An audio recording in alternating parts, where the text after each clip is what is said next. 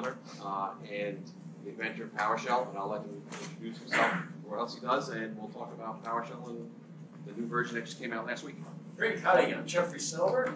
It's great to be here again. I always enjoy this this user group. It's a great turnout, always great conversations.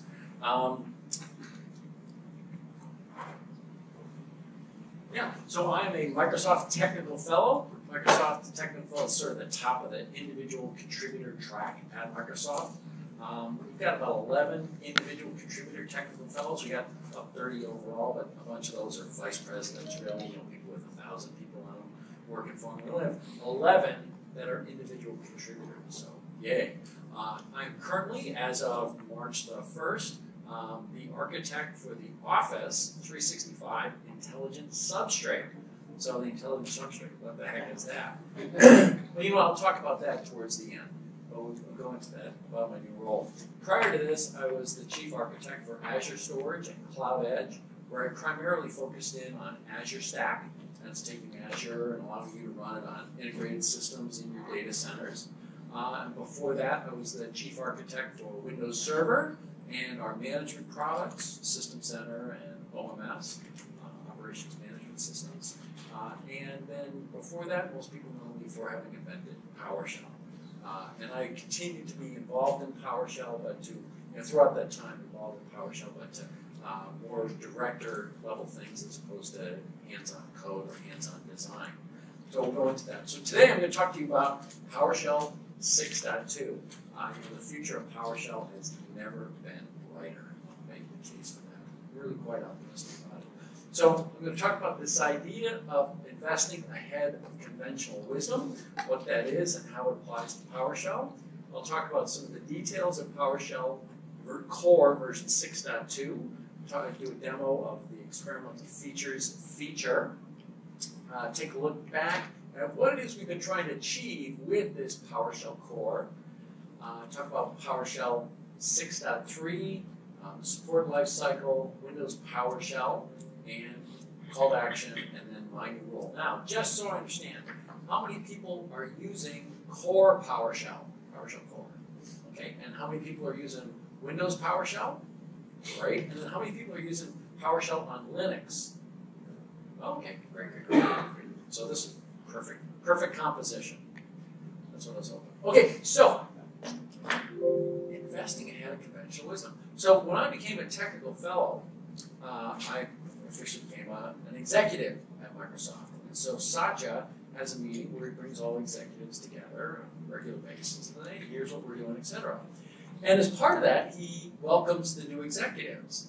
And the meeting that I got introduced and welcomed, he went on this conversation. And that conversation then was just amazing. It was an amazing moment of clarity where he articulated his vision for how he wanted everybody to work together and his philosophy of business and progress. And then that portions of that talk got put into the book, Hitting Refresh. So his talk basically went something like this. Welcome to the room. In this room, we manufacture success. So congratulations, your days of whining are over. As a Microsoft executive, you need to manufacture success. And it's no good coming to me saying, oh, I'd be successful if only I had 300 more heads or 1,000 more heads. We have done our planning process, and we have allocated to each of your areas the resources we want you to manufacture success in. So you can only control two things. Number one is your culture, and number two is your resource assignment. And what you need to do to manufacture success, because we are not in a steady state business, we are in a growth business. We expect you to generate and manufacture growth with the resources we've given you. So you got to set the right tone and culture with your people, and you need to invest your resources ahead of conventional wisdom. You need to make decisions that other people will look at and say, really? And you've got to be right. He says, and I want to be clear on this one point. When you do that, you will get it wrong. You will get it wrong sometimes. He says, but I will back you if you are intellectually honest. What is intellectually honest? Intellectually honest means, one, you have a plausible theory of success, that you monitor that theory of success, and when it is no longer plausible, you're producing a new theory and making changes accordingly. If you do that and are intellectually honest, you will be forward-leaning in your business, you will make mistakes, and then you will self-correct, and I will back you. So just a stunning moment of clarity. And I encourage everyone to take that thinking and use it in your own business. It's really just generic and fantastic mindset. But this idea of investing ahead of conventional wisdom really kind of stuck with me. And in fact, the reality is that that's what PowerShell has always done and continues to do. And I will also tell you that also gave me the courage to be bolder in a number of the initiatives that I was undertaking at the time, in particular around Azure Stack. So, investing ahead of conventional wisdom. In reality, PowerShell, Windows PowerShell itself was that, right? Windows PowerShell invested ahead of conventional wisdom. Conventional wisdom at Microsoft at the time said, if I can take any problem and turn it into a GUI problem, we win. Because everybody else sucks at GUIs and we're great at GUIs, so I don't know what your problem is, but if I can turn it into a GUI problem, I win. And so when it came to taking a desktop operating system, Windows, and turning it into a server operating system, I mean, I don't know if anybody around during those time period, but it was the laughing stock of the industry. Like, are you out of your freaking mind? Windows on a server? Is there something about blue screen of death that confuses you? You want me to run the blue screen of death? You want me to run my business on that? You are insane. Okay, so therein itself, was kind of a leap of faith. But, we knew we were going to invest for the long term. We got hired Dave Cutler, who was fixing up the kernel, right? We eventually made the common kernel across Windows and server and got much more stable after that. But we were doing that, becoming a server operating system, and the mindset was, we will then win by making this about a GUI. Okay? We're going to win. Unlike the other server operating systems, this is a server you can walk up to and use the same skills that you've learned on a PC and apply it to a server and manage it. And in doing so, you can dramatically lower the skill set required to manage an operating system from way up here to way down here. You can click next, next, next, next, next, and have something that runs. And indeed, that was the winning value proposition. Hugely successful, just wildly successful. If you think about it, in fact, Linux and Windows NT, Windows Server, came out around the same time. And what was the difference? So some people will say, well, the reason why Windows Server was successful was the x86 advantage, right? All the other Unix operating systems were tied to some proprietary processor, MIPS or SCID, Spark or Alpha's chips. That Microsoft won because of its economics, because its server operating system could run on the x86. No, my friends. No. Linux was available running on the x86 at the same time. Linux was consistent with Unix, the predominant model for server operating systems, and it was consistent, required no new changes. Windows was the newcomer, changed the rules, etc., and made it about the GUI. And until recently, and I forget when I do not know what the numbers are today, but as of about 4 years ago when I was the lead architect for Windows Server, sort of 20 years after both of them were in the marketplace, Windows, for each of those 20 years, consistently beat the pants off Linux. Full stop, unambiguously. And 4 years ago, about 70% of all CPUs that shipped from Intel ended up with Windows on them. Now I don't think that's quite the case. Linux has been coming on quite strong. But it just goes to prove the dominance of this thought that, hey, if we can make it about the GUI, we can win. And along comes this guy who says, hey, we got to not do a GUI. We need to have a command line interface, just like those Unix guys. Well, you can imagine how that was treated, right? That was not conventional wisdom. And if you've heard my story about getting PowerShell out, there was a lot of pain associated with it. In fact, I ended up taking a demotion to work on PowerShell. And it took me 5 years to get my position back. Anyway, but it was the right thing to do, because what they had not seen and what I had seen was what success looked like. Often you want to stop and you say, hey, what am I doing? And what does success out here look like? Because when you say, hey, we're successful, you're using my server, like, okay, that's one version of success. Another is, hey, you're using my servers, plural. You're not using a server, you're using 10 servers. You're using 100, you're using 1,000, you're using 100,000. Like, oh, well, actually, you buying one, that's success. You buying 100,000, that's a lot more success. I like that story. And so you want to think through what great success looks like, and then figure out if what you're doing actually supports that. So the degree to which you say, hey, success is you buy a server, and you walking up to that server, click, click, click, happy days. It's great strategy. But you, with 100,000 servers, walking up to each one of those, click, click, click, it's clearly never going to work. Clearly never going to work.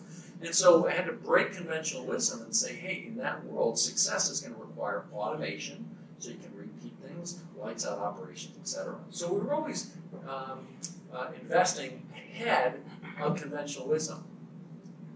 And then we did PowerShell Core. And once again, this is investing ahead of conventional wisdom. .NET is great, it's awesome, and it's large. It's sort of that traditional monolithic Microsoft design, 1990s design. Put everything into one big bucket, one big clot. You're gonna like it because it's great, and you never have to worry about pulling stuff in because it's all there. But it's big. Okay?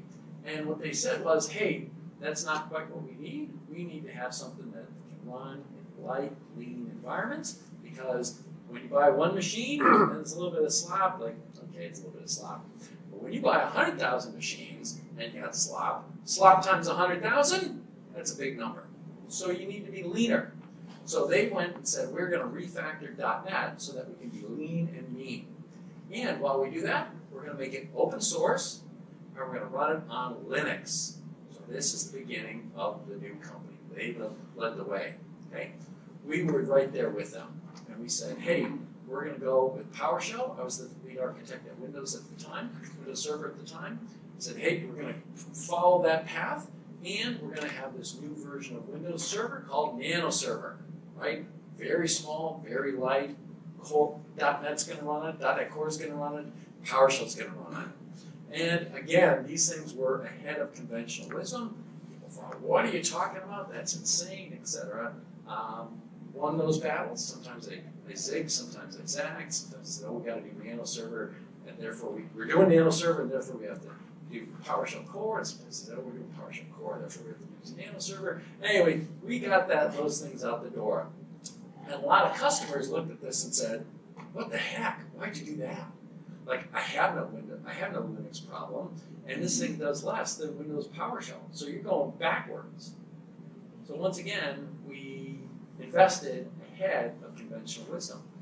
Well, we knew that this was the right path to go down. We knew that ultimately, that any individual and any individual project or any individual customer may be homogeneous, Windows only, but that the marketplace was heterogeneous, and that there would be more and more environments where you would benefit from saying, yes, I've got Windows, but I can also take advantage of Linux. Now, what we have in our mindset, the Windows PowerShell mindset has something we call the sacred vow. Okay? The sacred vow was this, and we treat it as a sacred vow. I said, hey, as admins, your hair's on fire. I know that. And I know the last thing in the world you want to do is to learn another language. And I'm here before you asking you to stop doing what you're doing and invest to learn another language, Windows PowerShell. And our sacred vow to you is, if you do that, we will do everything in our power to make that one of the best investments you've ever made. And as new problems come out, we're not going to produce introduce new things. We're going to reuse the syntax. We're going to expand it. We're going to make it, use it over and over and over again. And so consistent with that sacred vow, when we looked at it, we said, hey, the world's going to be, heterogeneous is going to be important. And having a person that can manage both Windows and Linux becomes more valuable than somebody can only manage Windows or somebody that can only manage Linux. Said, this is consistent. We're going to help them. And so that's what we did. And that was the basis for this. So we refactored .NET. Interesting story there. .NET Core version 1, they were too courageous. Too courageous. They overly refactored .NET. Anybody ever try to use .NET Core version 1? Did you ship anything with it? No one did. No one except 2 people. One, some great game developer in London who wrote everything from scratch and used open source to add the things that it didn't have. And then 2, the PowerShell team. And they came to me and they're like, Jeffrey, this is oh my God, they overly fact they don't have this. I said, fine, you write it. What? We're busy. You write it. You do it. And I just beat them into it. And they did hard work. And they were successful in getting PowerShell running on .NET version 2. Again, those are the only 2 instances of people I know that were successful with .NET Core version 1. .NET Core version 2, they added all the important things back, and people have been much more successful with that, much more successful. Anyway, so we did Linux, we did open source, and we did Linux. According to Linux, made it open source, allowed the community to contribute. At the time, there was this thing called AZ-CLI. So here's where we were, in some regards, ahead of the power curve, and in some instances, behind the power curve. So basically, Guthrie cottoned on that, hey, I'm looking at my Azure numbers, and I'm saying, hey, this is great. And I go and I say, you're a big Linux user. How come you're not giving me your Linux business?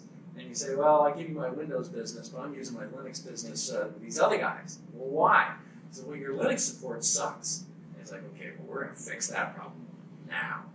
And they looked at us, and we were there struggling. We have great PowerShell support in Azure, as you know. And we're sitting there struggling, trying to get PowerShell running on .NET Core version 1. And we're like, yeah, we'll have something in the year or a little bit longer. It's like, yeah, we're not waiting. And so that's where they started the AZ-CLI effort. And honestly, Guthrie, I attended these meetings. He program managed that thing himself. It's like, oh, let's have the syntax do this. No, do this. And so he just managed that to say, hey, Linux users, if you're a Linux user, Azure is your best environment. And we're going to give you great tools to do it. Now, people read into this, oh, PowerShell's dead, AZ-CLI is the thing. That's not the thing at all. It is really just a case of he had an urgent business problem. Like, hey, we need to have Linux support ASAP, or we're going to die on this hill. And we need great CLI support, so we're going to go do this. Now, in some cases, PowerShell's ahead. In other cases, AZ-CLI's ahead. And that's a mess, and we know that. And we're step by step getting those in sync. You see the new PowerShell review, new PowerShell commandlets. We went from Azure RN to AZ. We're cleaning up the namespace. We're adding better tab completion. We have a new auto generator. And again, time over time, the instance and the commitment is that we will, every time a new piece of functionality comes out, it will be equally supported with AZ-CLI and with PowerShell. And we're not there yet, but we will be there. Because we're not trying to say, Windows is my old girlfriend, my new girlfriend is Linux. That's not it. It's, hey, we are going to make you successful, however you want to be successful. If you want to be Linux, that's fine. If you want to be Windows, that's fine. If you want to use AZ-CLI and Bash, or you want to use PowerShell, that's fine. We're going to make you successful. It is not picking sides. Now, the execution is lumpy, but that's where we're going to get. So,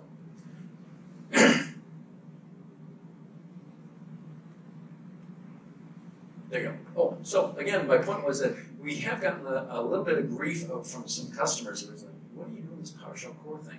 It's less, and I don't care about Linux, so why are you doing it? And again, it's about the sacred vow. And it's taken a while for people to get it, and it might take others still a little bit more time as to why we've done this. But you'll begin to see the picture. It starts to add up. So, PowerShell Core version 6.2, we just GA'd that a couple days ago. This is primarily an engineering system release. Yeah, where we're working, you're sharpening the tools. So what we did was we support a very large set of platforms, and the engineering system required to turn the crank. We got a lot of things that we were doing by hand. The number of days it took us to release something was very large and manual, so it wasn't consistent. So basically we said, hey, on the 6.2 release, we're in pretty great shape. 6.2, we're going to kind of step back, sharpen the tools, work our engineering system. Now we also then made a number of additional things for bug fixes, stability, increased security. We had a security gap there. Security gap, let me be precise. PowerShell Core. So I don't know if you ever used Device Guard. Does anybody use Device Guard? Okay, so it doesn't matter. But if you use Device Guard and Azure Stack uses Device Guard, if you ever want to see how to do great Windows-based system design for security, drill into the details of Azure Stack. It is truly phenomenal. In it, we have Device Guard, which basically says the only things that can run are whitelisted things. Windows PowerShell will detect when it's installed on a system that is Device Guard enabled, and it will automatically lock itself to constrained language only. If you run in full language mode, you can execute code in memory and bypass some of the safeguards that Device Guard gives you. So it detects that and auto locks it. PowerShell Core did not do that, so we fixed that. But you don't care about that because nobody's using it, but it should. We've been automating, so as I say, we've been spending a lot of time on the engineering system, automating our build, test, release cycle. We moved all the continuous integration and release testing to Azure DevOps tool, which I don't know if you've used that. They've really, a couple years ago, I would have said, yeah, we got an offering, check it out. Today, I can say Azure DevOps, pretty darn good stuff, really. So if you've not checked that out, it's really worth checking out. Especially if you're new to DevOps, it's really quite awesome. You go to the Azure portal and you say new DevOps project, and like in 5 minutes, you can say, oh, well, Linux or Windows, again, whenever you want to be successful. You want to use .NET, you want to use Node.js, you want to use this, you want that, this. Click, and within 5 minutes, we set up this CI/CD pipeline for you, including some mock code, that then you can then go say, oh, hello world, oh, I see how this works. Well, actually, we need a phase in here. You just go edit and add the phase. And okay, now I don't want a hello world app, I want my app. You just go place it, and then it's flowing through the pipeline. So instead of the, CI/CD, a blank page of paper, CI/CD pipeline, how do I start? It's really quite wonderful. Anyway, so we moved we had to develop the CI/CD pipeline using other technologies, and we converted that all to Azure DevOps. And then we added this experimental feature. The goal for the experimental feature is this, or the thinking behind it is this. You got to understand the mindset of Windows development. And I think it's really hard to get in focus. And we do some pretty strange things. So let me give you an example of something that when I came to the company, I thought they were just insane. Okay? And that is when Windows does a beta, we all do betas, right? So you know what a beta is, right? You beta, I give it to you, you file a bug, I fix a bug, and then I give it back to you. Windows, that's not the deal. It's not about fixing bugs. What do you mean it's not about fixing bugs? Well, look, if 10 of you file bugs and I fix 10 bugs, I'm going to introduce 1 or 2 more. So we don't do that. What we do is we find the 10 bugs so we know where the problems are. If any of them cause data loss or system instability, we'll take the risk there. But other than that, what we're trying to do is we're trying to quantify the risk and not reduce it. And so that when problems come up, we know exactly what that is, etc. And I thought, you're crazy. That's insane. Like, okay, you fix 10, you introduce 2, you're still 6 up. Yay. Well, you don't know the 2, and one of those 2 might cause instability or data corruption. So I was like, okay, well, I can sort of see that. So that was the mindset. So here's what's really going on. Again, you might look at that and say, that's crazy, but that's not. Here's what's really going on. It's like physics. Okay? Physics. You're going to build a bridge, what do you use? F equals ma, Newtonian physics. You're trying to understand particle physics or astronomy, you don't use Newtonian physics. You use quantum mechanics. Okay? Physics is different according to whether the scale of the problem. So too, software engineering is different depending upon the scale of the problem. If you're successful and you ship your code to, 10 million people, whatever, 10 million people, you probably think that's pretty successful, right? You wrote a piece of code to 10 million people. I'll tell you, when you write a piece of code and it goes to 1 billion people, the physics are different. The logic is completely different. So when you see some of the things in Windows that seem a little bit strange, understand they're operating against a completely different set of physics. By the way, also, physics that's going to go to 1 billion people, and then it's going to be used unchanged. How many of you know people that haven't patched their system or updated? They're still running XP, right? And you go to the airport and you see these NT systems. Oh my God. So this code's going to run maybe 15 or 20 years unchanged. So the physics are completely different. So what does that mean? That means I remember starting Windows PowerShell and working with the team, and there was this moment. We're recording this. Untold story. Working with the team, Windows developers, and they're like talking about this, and I finally went up to the development manager. I said, listen, one or two things are going to happen in the next 3 weeks. One, you're going to get those people to stop talking and get their goddamn hands on the keyboard and write some code. Or two, I want you to fire all of them, and I will write it entirely myself. But I got to know within the next 3 weeks which it is. So you decide. So she got to write code. And what was going on? Again, back to this physics. And why are people doing these strange things? And they had in their head like, hey, let's be clear. I'm not going to write a single line of code that unless I'm convinced that I will not need to change it for the next 15 years. Well, that part's pretty crazy. Anyway, so it led to very conservative mindset. A very, very, very conservative mindset. And so, as we explore, hey, features, what about this or what about that? The bar to put that feature in is very, very high. Well, part of the problem is, well, sometimes you don't know whether it's a good feature until you try it out. So how do you do that? And so what we've done is basically just held a super high bar, and all the features that we ship, we have pretty good confidence. By the way, we didn't always get that right, but that was the bar for putting something in.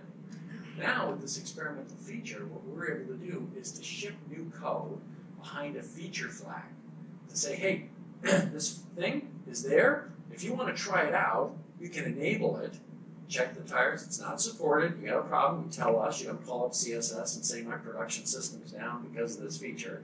No, no, no. You call us, and we'll work with you, and tell us whether it's right or wrong, you want to change it, etc. And so that's what the experimental feature is. So let me show you the experimental feature.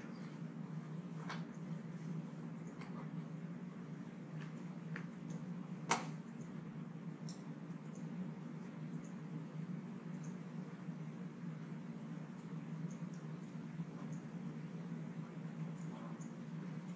you read that in the back? Yeah, great. First things first.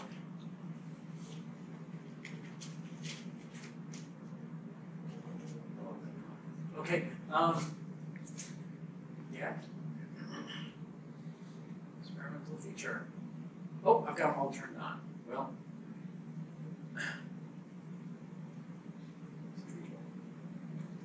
feature. Okay.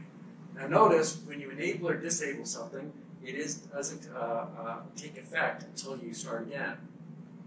Start again. Experimental feature.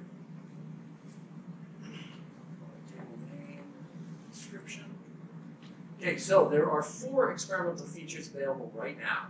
Okay, these are PS command not found suggestion, PS implicit remoting batching, PS temp drive, and PS use abbreviation expansion.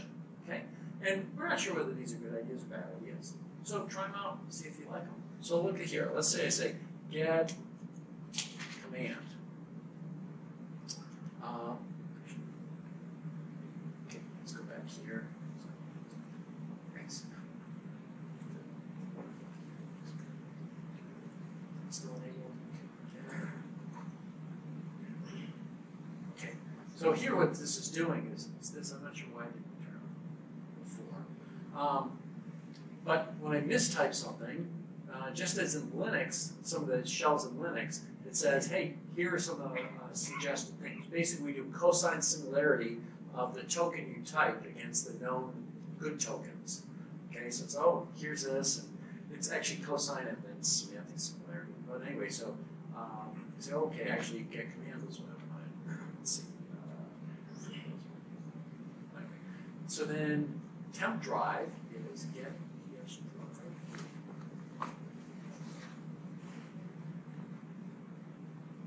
Notice this temp drive, cd temp.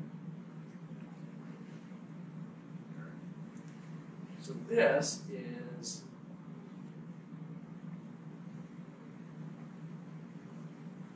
I think it's that temp drive.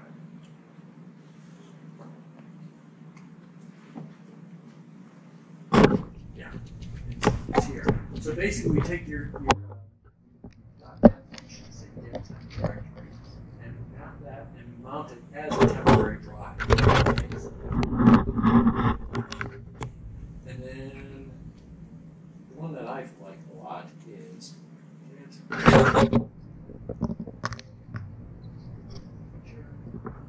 this PSU's abbreviation expansion. Now I like this, but it doesn't quite work the way I want it to. So let's do this. Okay, and get AZ something. Okay, so look at these things. Good Lord. What the heck is that thing?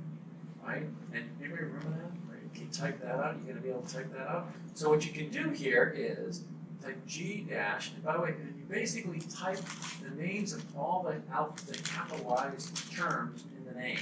So get Azure Virtual Network Gateway Connection Shared Key. Got that? Tab.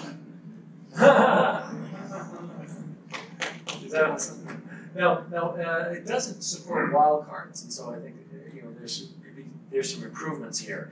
And indeed, kind of remembering those things can be a bit of a challenge. But the alternative is just get AZ Virtual Net something, what the heck, and then tab. Whereas if you can kind of, we always wanted a world in PowerShell where you think about what you want and you type it, right? So what do I want? I want to do get AZ Virtual Network Gateway Connection Shared Key. Oops. Tab. So again, experimental feature. And again, now StackPop, this is a feature that we added so that the PowerShell team can now deliver experimental things that we're not sure about, things that we want to get feedback in production code in a way that you can give us feedback and say, yeah, not quite right, good, not good, etc. Okay. So this is in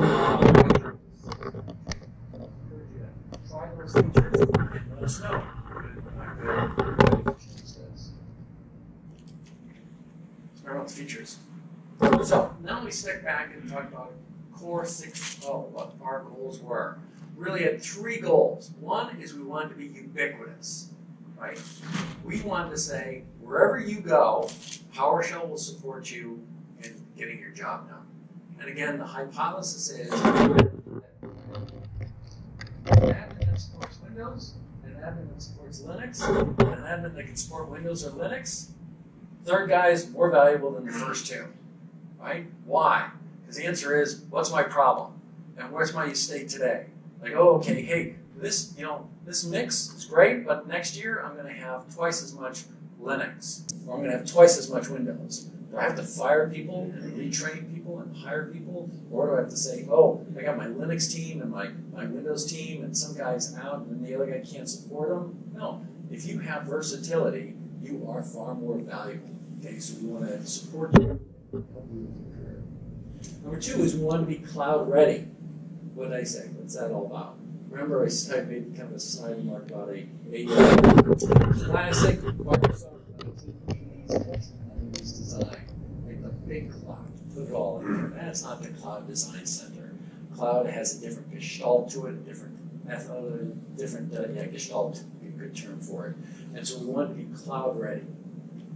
And we want to be very community focused. So let's see how we've done. Ubiquity. We now ship on all platforms, right? From Windows, go down level to Windows 7 and 2008 R2. So I'll be clear, this is all supported. Honestly, it's quite hard, but I will say we ship on all supported platforms. You can ship on any version you want to. It's really hard for us to go and support something that's different than what the corporation's supporting. But the source code's there, and you can take that and run it down level if you want to. Okay, but again, you can't call us for support when that happens. Runs on Mac OS 10.12 plus, and look at these Linuxes, right? I didn't even know about SUSE, Flora, Arch, Kali, and I never heard of Alpine. Anyway, default on Docker. Oh, That's gotcha. And in fact, there's more than this because I know we support Photon as well. So I think these are the ones we support, and then the community supports additional ones. Okay, so it's a lot of Linux. Oh, there you go. And on architectures, right? ARM32, 64, Raspberry Pi, Raspbian Linux runs on Raspberry Pis.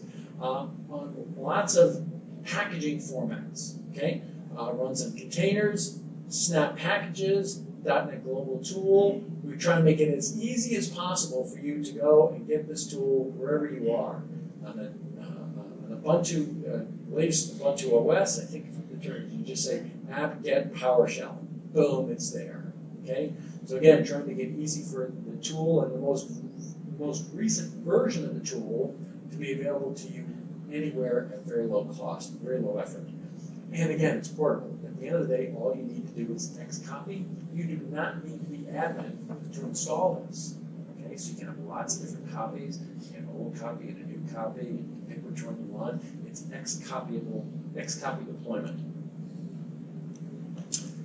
The success of this has been really nothing short of outstanding. I mean, we were literally gobsmacked when we saw how people were using it. You know, we knew that we needed this for the next. But honestly, my joke was I had no illusions that the Linux community would greet us as liberators. Like, oh, thank God, Microsoft's here to save us. I've been doomed with this horrible Bash and K shell and C shell for years. Thank God, Microsoft here. It's not going to happen. Not going to happen at all. And yet, look at this. I mean, the bulk of this plots. Instance activations, right? So we gather telemetry, we're totally open and transparent. Use the telemetry you gather so that there's trust, right? We want to have trust in the community so that you know exactly what we're looking at. As a result of that, we also don't gather any personally identifiable information. So we don't know how many people are using this, how many unique individuals, etc., right? So I don't have a particularly crisp, clear notion of how it's being used, but I do know that these are the activation, and this big, thick swath, that's the Linux activations. These are the Windows activations. So again, that sort of stunned us. By the way, here on this link is our Power BI dashboard for all of our metrics. And you can go grab this, look at it. You want to remember that URL? There's some AKSMS, but I can never remember it. Anyway, so here, and I don't know if you saw that chart. So that chart ended in February. Okay, so February. Here's the latest instance. So we went from there up to here. Again, this is Linux and Windows. So again, the acceleration just keeps growing. These are daily activations. So we have 9 different reports here. These are top contributors. A last 30 days. Top Microsoft contributors. This is an interesting one. This is who's doing what, Microsoft versus the community. And so what you see here is that, you know, it's, for most things, like for the pull request created, you know, the community is actually changing PowerShell more than Microsoft is. Okay, issues created, communities file more bugs, etc. And you could argue that Microsoft does fewer and larger commits. In some cases that's true, in other cases that's not true. I will also tell you that one of the reasons why, we'll talk about it a little bit more, but one of the reasons why we're a little bit behind is supporting open source is a huge tax. It is a huge tax. If you ever want to do open source something,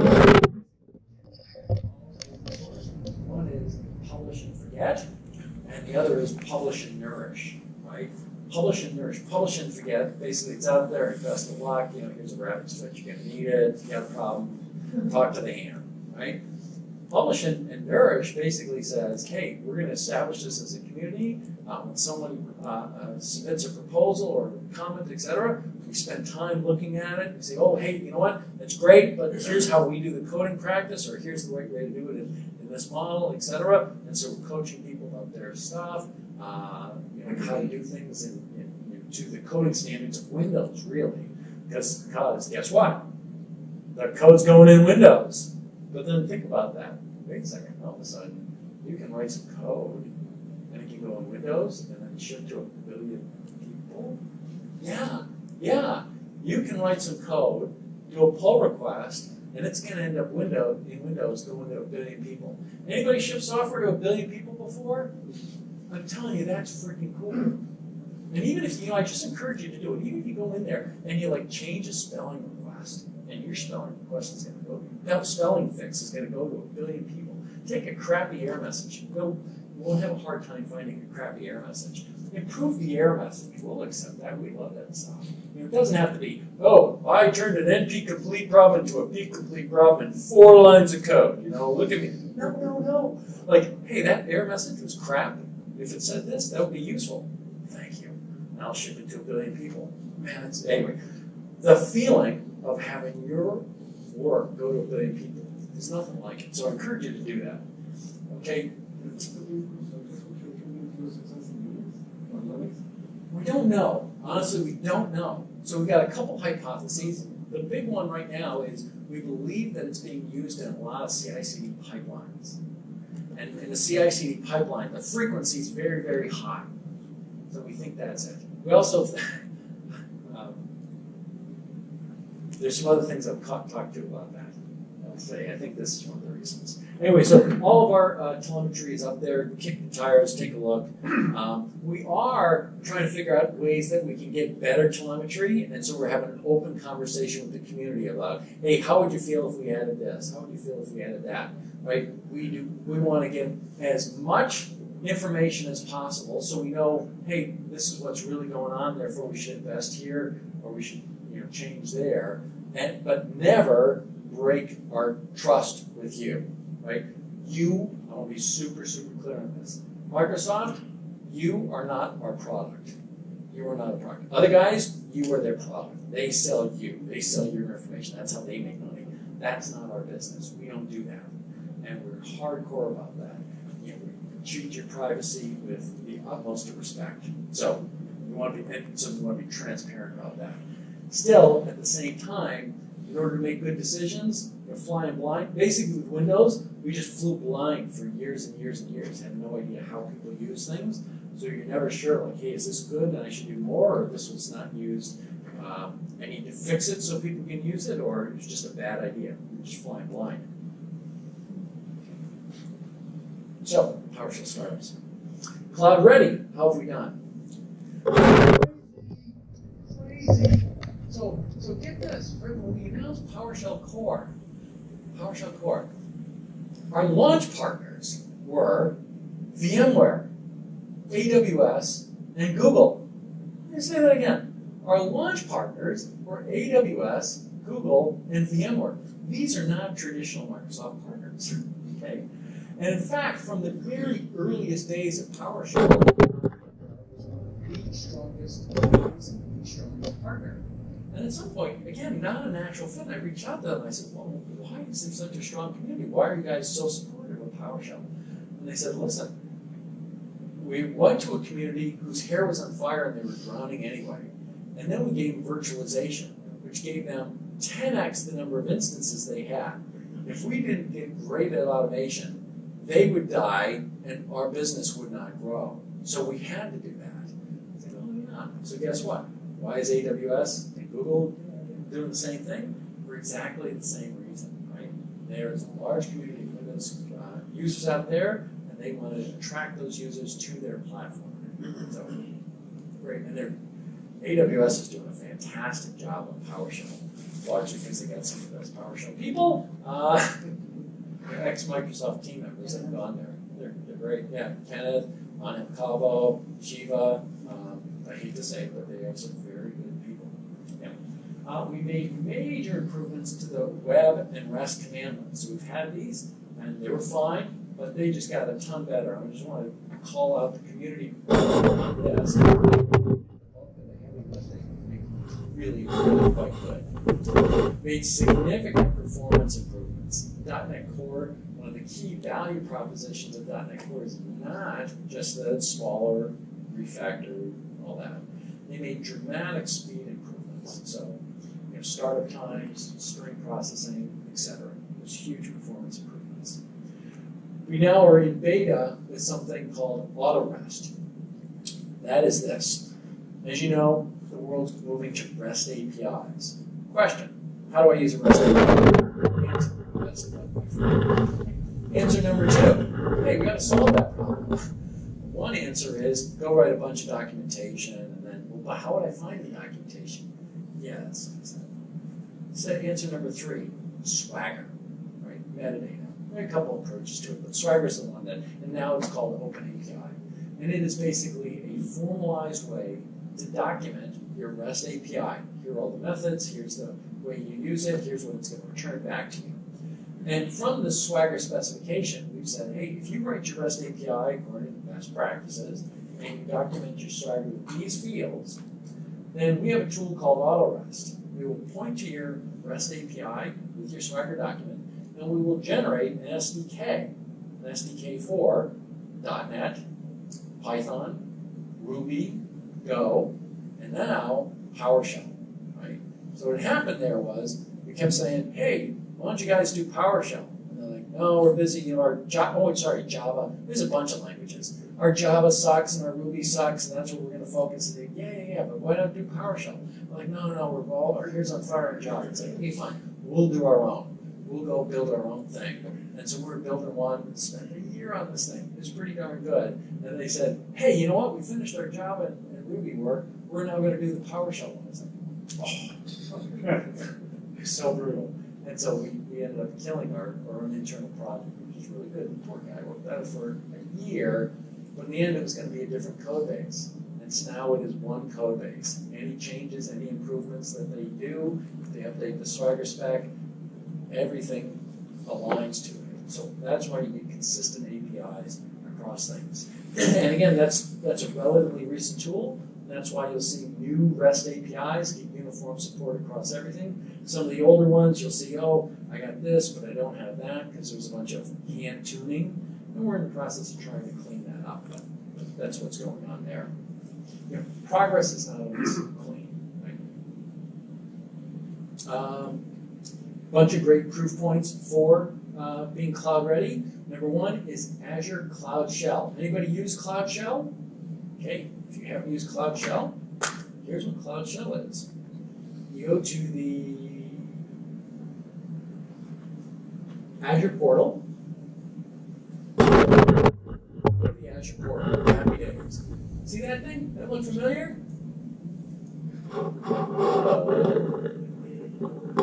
This brings up a console window in the browser. Okay? Notice it's PowerShell. You get a PowerShell or Bash. It takes a while to start. But then when it does, it is creating a container with PowerShell, and it has preloaded all the interesting tools. Okay? So we have all the AZ commandlets. There's Terraform. There's SQL. there's Emacs, there's Vim, basically, and it's the latest, greatest version of all the tools that are right here. We also have the Azure Drive, right? So I'm going to say get PX Drive. Okay, notice I have, notice you don't see the C or D drive. Anybody know why that is? It's Linux. No, it's Linux. Okay, so originally when we did this, we said, hey, PowerShell will be on Windows, Azure or Bash will be on Linux. And I looked at that and said, I'm not sure that makes sense. So number one, the key thing about this environment is you're not managing this environment. You're using this environment to gain access to tools to manage your Azure environment. And what we found was, hey, so still some people will like Windows, But then we found, okay, so there's Terraform over here in Linux. Let's get Terraform on Windows. Oh wait, it's not up to date. It's down low. And oh wait, so then VI is here, but then I got Vim here. And it was a mismatch of tools. I was like, wait, that's a mess. And so we made the bet and we said, hey, we think because of this fact that this is about an environment to manage remote systems, we can consolidate on a single OS instance and put all the tools together. So from here, I can run Bash. Right? From Bash, I can run PowerShell.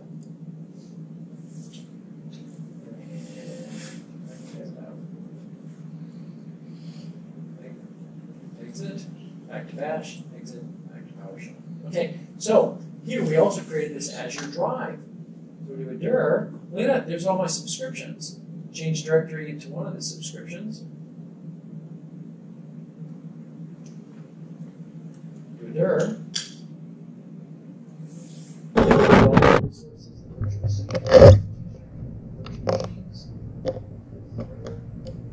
And from here you can do things like, from here, these virtual machines, you can say, get virtual machine, pipe to enter Azure virtual machine, create a connection to that machine, get a PowerShell set 4 and 5, making this thing even more capable, even more extensible. And so anybody who's like saying, oh, command.exe, awesome, oh, PowerShell, you're abandoning it, they're just confused. I'm absolutely confident anything you want to do, you're going to be able to do with PowerShell version 5 for the next 20 years. Full stop. Question. Yes. I saw a presentation you would give in a video. You talked about the command com being around forever. Yeah. But you also said that you're changing the name of the PowerShell core. It won't be PowerShell anymore, so you don't confuse it. Won't be You Windows just PowerShell. introduced it as PowerShell 7.0. And now you confused me. Sorry, it won't be called PowerShell Core anymore. But you said it won't be called PowerShell. It's going to be a different name. Was it PS? It was an abbreviation of something. Oh, that's the executable name. So there's the product name, Okay. and then there's the executable name. So let's be That's clear. why I got confused. Yeah, PowerShell is the technology and the product. PowerShell proper is this big thing here. Sorry, you didn't get a good view of this. This big thing here is a DLL, right? Blah, blah, blah, .dll. That DLL can get hosted in lots of different executables, okay? And when it's hosted for remoting, it's hosted in a WMI worker process. When it's PowerShell ISE, it's hosted there. When it's the command line interface, it's PowerShell.exe. Okay? So then we got PowerShell Core DLL. And what we said was, we're not 100% compatible. There are some breaking things. And so if we just use PowerShell.exe for that name, some people are going to try it, and they're going to try their favorite thing, and it's not going to work, and they're going to say, what did you do to me? And literally we can break operations if we just plug that in there. So what we said was, hey, this is not the best of all worlds, but we're going to give it a different executable name so that there's unambiguous, like, you know which one you want. You can pick which one you want and get it. But when you pick this one, realize that it's not fully compatible. So, yeah, I so got if you it. got, We're going to call it something different to make sure we separate the two. We are, but on the executable point, not on the other point. not the marketing. Yeah. Yeah, thank you for that clarification. That's great. I should have articulated that one. Okay, so our call to action. I encourage you to install the latest release. Let us know what you like. Fill out issues in GitHub. Talk to us, tell us how you're using it. If you're not using it, why not? What holds you back? The answer is, hey, you want a grid view? You got you covered, no big deal. Join our community call. There's a friendly name for that. And if you haven't, check out our contribution guide. Really do encourage everybody to do a PR. Like some of these PRs are pretty simple stuff. Again, you all know we have crappy error messages. Just find one of those, do it, and what you'll find is, having done it once, like, oh, that was easy. It's easy to do it again and again. And then you might try, hey, maybe I try a little code. You don't have to, again, start off with a big monster thing. And we're rooting for your success. So don't think that there's this group of like stern people. You are not worthy. Get your no, that's not it. We're out there trying to make you successful, to bring you into the fold. So we'll be very helpful. And we've got a number of other open source projects in this sphere. There's this whole dynamic sphere around this. So check some of those out. We've got an RFC place, Visual Studio Code extensions, PowerShell Script Analyzer. There'll be some more ones. There's been some drama on Twitter about, unfortunately, we had made this unfortunate timing of events. I announced my new role, and then Bruce announced that he was leaving Microsoft at the same time. People were like, what's going on? Sorry, there's no drama here. There's no drama here. Bruce can tell his own story, but for me, basically, I continue to be involved in PowerShell, basically the same involvement as before. I left focusing in on PowerShell itself. That was my only responsibility a long time ago. I started PowerShell in 2000. And again, I'm terrible with years, but it's probably been over 10 years where I became the chief architect for Windows Server and the management products. And that was an organization, continued to be pretty heavily involved. For over a year now, we got reorganized into Azure Storage and Azure Stack, but that's been my primary focus.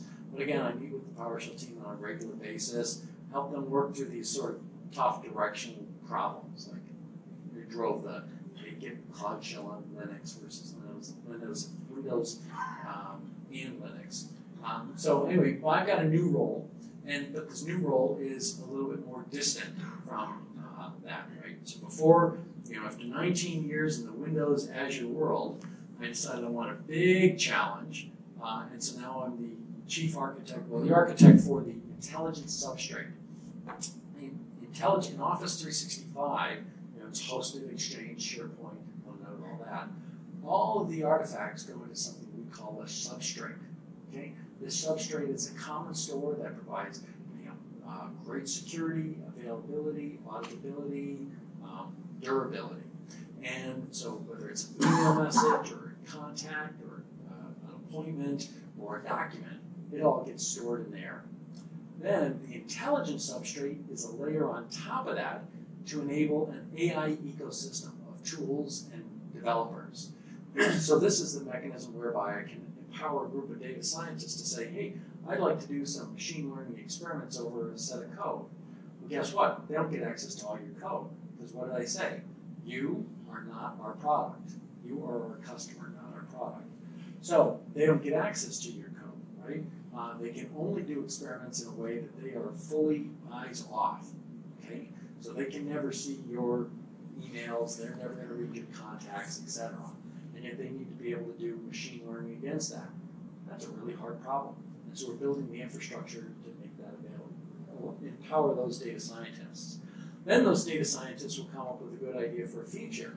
So then that feature, those machine learning libraries, will then be made available to the feature teams that will then make that feature available to you. And if you have not tried it, anybody use Outlook here? Yeah? Anybody use OA? Man, if you have not tried OA, oh my God.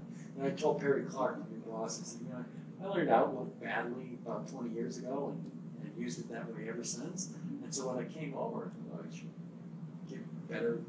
be a better user of it. And so I started using OA. I get shocked. I used OA about 10 years ago and decided it was crap and never looked at it again. OA, Outlook Web Access. So if you have Office 365, just go to office.com. Office.com. It's phenomenally good. By the way, here, let me show you. This could be dangerous. You must have a test account. There you go. Let's see.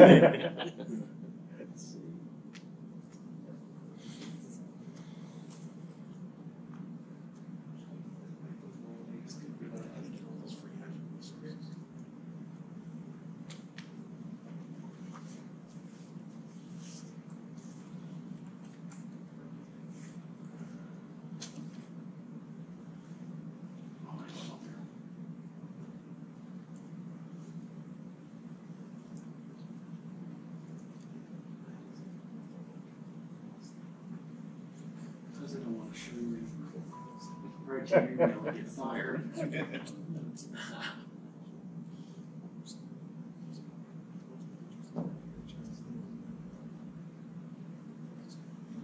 When you bring this up, this little thing here that says the new Outlook, click that and restart. That's a React.js framework, so it's much faster, it's really peppy, and there's all these really wonderful features in it. Anyway, a bunch of those features are all powered by this intelligent substrate. So that's what my new gig is. And so basically, having done this for 19 years, it wasn't like waking up in the middle of the night scared of my job. When I came to Microsoft, somebody said, if you go a couple years and aren't scared of your job, time to move on. And so I thought, well, I have a big challenge. Honestly, now I'm waking up at 3 in the morning, like, what is this AI thing? And how am I going to do this? And I'm having a blast. So the heart of it is it's artificial intelligence, most important new technology that everybody's figuring out how to use and apply. Apply to Microsoft's most voluminous and most important asset, all the objects in Office 365. And so when I was, they made the job for me. They said, hey, would you like to do this? You couldn't turn it down. And the reality is, as I mentioned to you, Microsoft's about a $100 billion a year business, and we've got about 11 technical fellows. Guys like me need to be focused in on pretty big, bold bets, and this was one such thing. So that's why I made the change. There's no drama about PowerShell, blah, blah, blah. The fact that Bruce announced his departure from Microsoft at the same time, don't read anything behind that. The team's doing fine with their kicking ass. And if there's any confusion about that, I encourage you to come. Well, I guess you can't buy tickets anymore. The PowerShell Summit later this month, it's going to be fantastic. There's still tickets to Europe? There's a few, yes, more tickets for Europe. Yeah, there's still tickets to Europe.